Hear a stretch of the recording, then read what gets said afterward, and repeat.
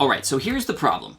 Filming YouTube videos is hard, and if you've ever tried to film a YouTube video, it's not as simple as just turning on a camera and talking. There's a lot more that goes into it. And anything that's difficult and requires some time and perhaps is overwhelming, well, it's going to mean that you're not going to produce as many of these videos, which means you're not going to be as consistent, which means you're not going to get as many views and potential subscribers as possible. But I found a solution. Something that works for me that I want to pass on to you, something that I've developed over the last couple of years since getting serious about YouTube.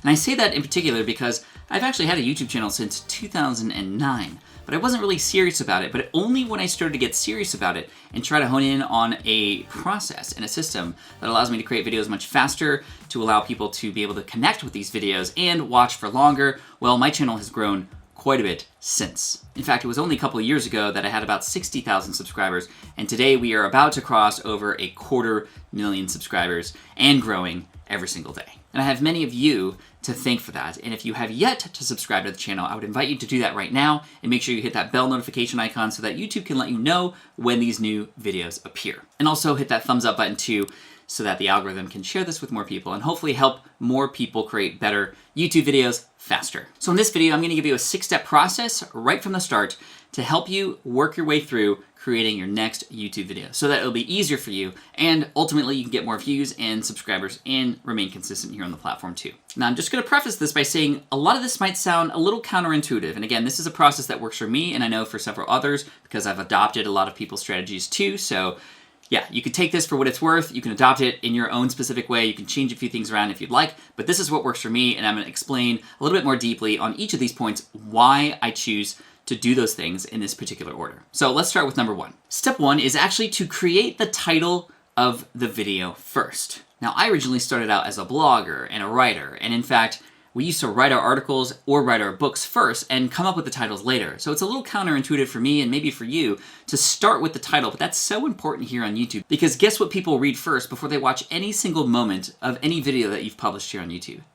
They read the title. And if you have a clickable title, and that's really the whole purpose of the title, is just to get people to click on it, well, you're more likely to get more views, obviously, but what happens is this will trigger YouTube to send out your videos to even more people because what happens is, algorithmically, you're going to have a higher, what's called a click-through rate. So what happens is with YouTube, when you publish a video, it's going to send that video to people who are subscribed to you as well, some of them at least, and then it's going to send them to other people based on search and based on whoever they think that's out there on YouTube right now who might be suitable to watch the same sort of video based on their other viewing interests. And it's going to be based largely on the title, the tag, the description, and a whole bunch of other factors.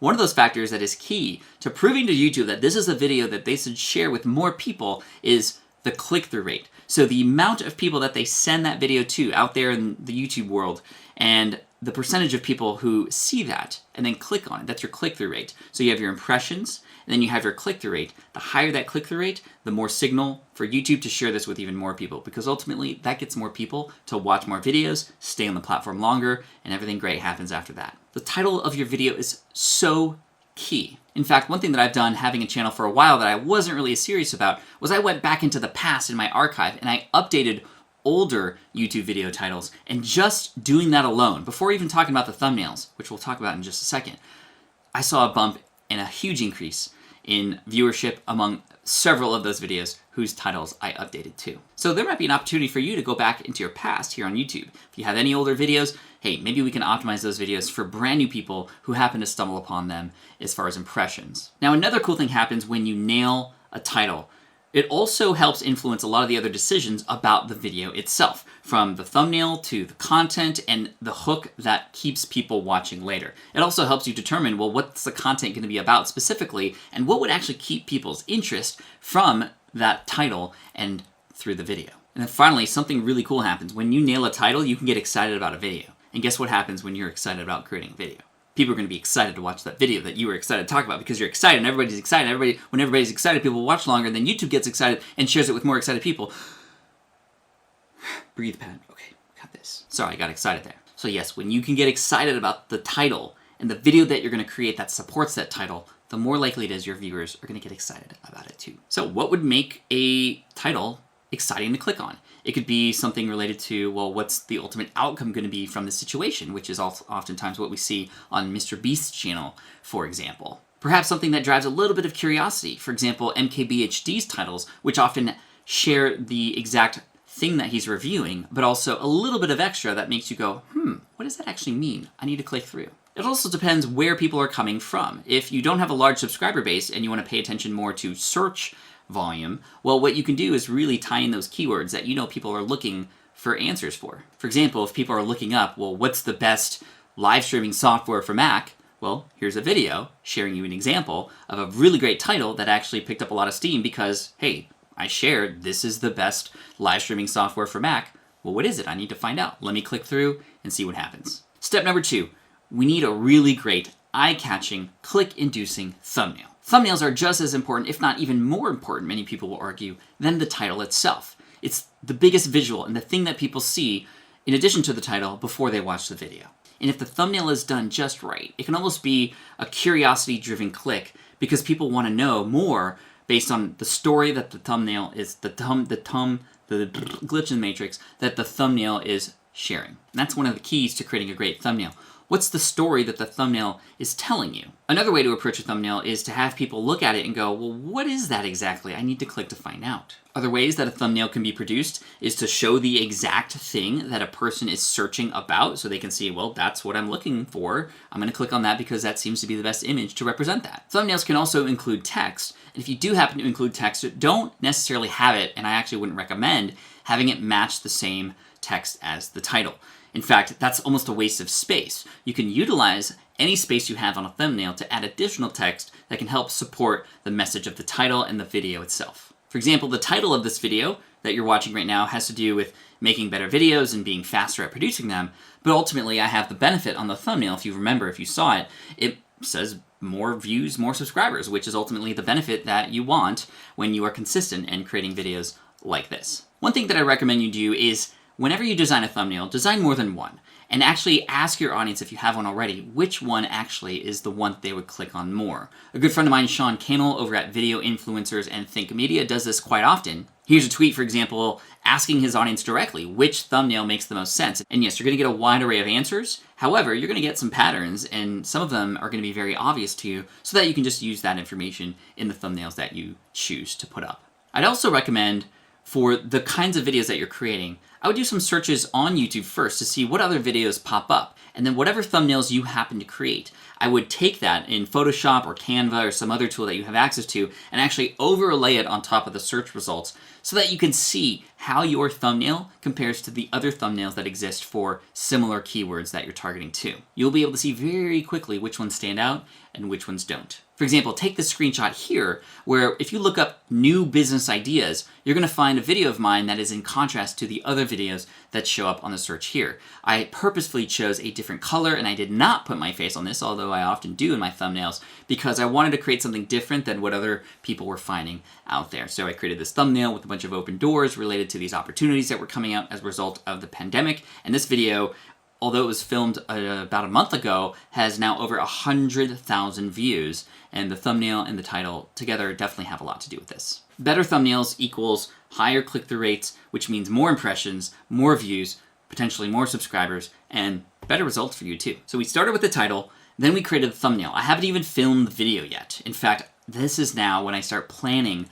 the video itself and the content within it. And it starts with number 3 here, which is thinking about the end result first, and then working backwards from there. I want to think about, well, what's the transformation or the purpose or the whole sole idea of this video? What do I want people to walk away from so that after the video they'll be more interested in either subscribing or diving into some more of my videos and actually getting some wins, because those small quick wins that people get, it's going to get them to come back. In fact, that's a big strategy of mine. Not necessarily creating giant videos that teach these worldly changing things, although I try to do that with a lot of my videos and my channel as a whole here. But oftentimes I'll create videos that are about little small wins and achievements that people can have, because there is this idea of the small quick win and how powerful that can be. So start with the end in mind. I often write it on a post-it note, and I just smack that right on the table. Smack it on the table. Smack it so that it's right there. Just don't get violent with it, just smack it. And that way, anything that you create for that video, any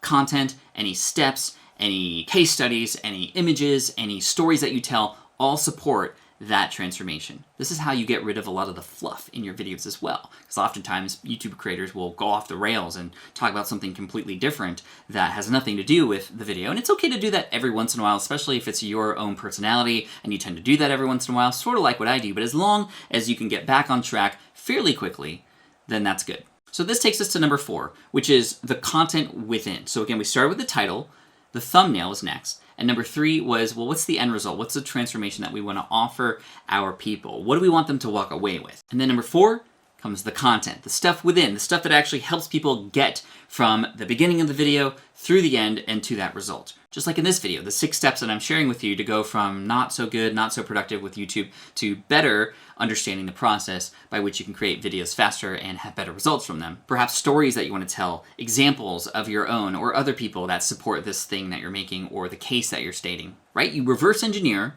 from where they're at when they come in the video to how you get to that end goal. That's the content of the video. And then again, I would have post-it notes, just smack it, just pew, pew, pew, pew, pew.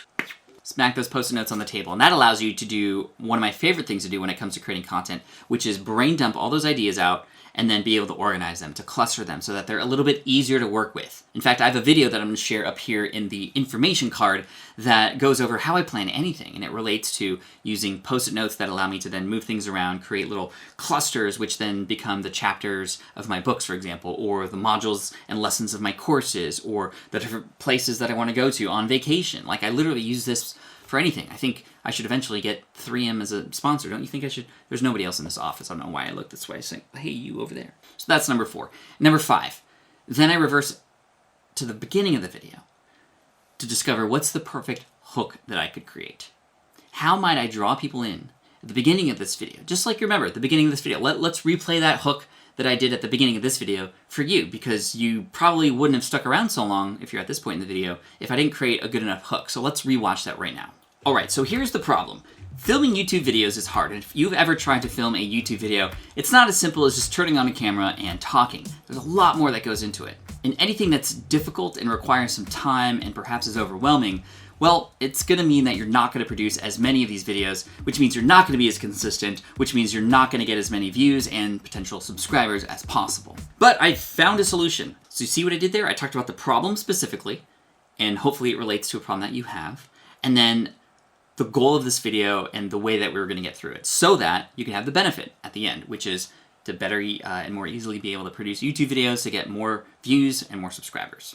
And here we are. We need to focus on the first 10 to 15 seconds of this video to hook people in, or else they're going to leave. And again, this helps with watch time, watch duration, session time, helping the numbers, helping the algorithm, helping YouTube help you. So the hook always comes in at the end, and then it gets added in, edited in, sort of in the beginning. And finally, what I'd like to do with my videos is just try to understand ahead of time where I can insert what I like to call pattern interrupts. One of the hardest things to do on YouTube is to keep people's attention for this long. And again, thank you for sticking around and watching this video all the way through. Make sure you stick around to the end because I want to ask you a question. But a pattern interrupt is something like B-roll, like what you're seeing right now, just some video. Now, don't have it be random like the video that you're watching right now. This is totally random and has nothing to do with this video. That will often detract or take away from the feeling of the video and the impact of it. You want it to be something that can actually relate and supports the content. And although it might not be 100% necessary, I kind of think it is, because it does what's called a pattern interrupt, meaning if it's just face to camera like this the whole time, this is going to be boring eventually, and I'd like to mix it up. If I don't have a pattern interrupt within a 30-second time frame, oftentimes I'll find ways to either add B-roll or even zoom in on the screen like this, especially when I'm making a point, like this point that I just made right now. Okay, let's zoom back out. Okay, let's zoom back in. Zoom in even more. Let's zoom back out. See, these are different and really interesting ways to just create pattern interrupts, so it's not just one stagnant image. Even though it's a video, it can still feel stagnant if there's not a lot of those pattern interrupts. Text going across the screen, B-roll, maybe screenshots of news articles that relate to the thing that I'm talking about. Like, these are different ways to pattern interrupt. Another way that I like to do it, as you've probably noticed, is I like to correct jokes every once in a while. And I was very reluctant to do that because I don't think I'm a very funny person, but I found that that actually does a great job to just at least sort of have people have some breathing room before moving on to the next topic, and also adding just a little bit of, hopefully you're smiling or laughing or, even just poking fun at myself, you're laughing at me, whether you laugh at me or with me, it doesn't really matter, you're laughing. And that's cool because, hey, we could all use a little bit more laughter in our lives, right? So afterwards, I think about, well, if I haven't had a pattern interrupt that was sort of created during the content, I'll go in and actually insert those later, whether it's visual or a whole separate part or a joke that I want to add in. And again, that's for the purpose of continually keeping people engaged all the way through.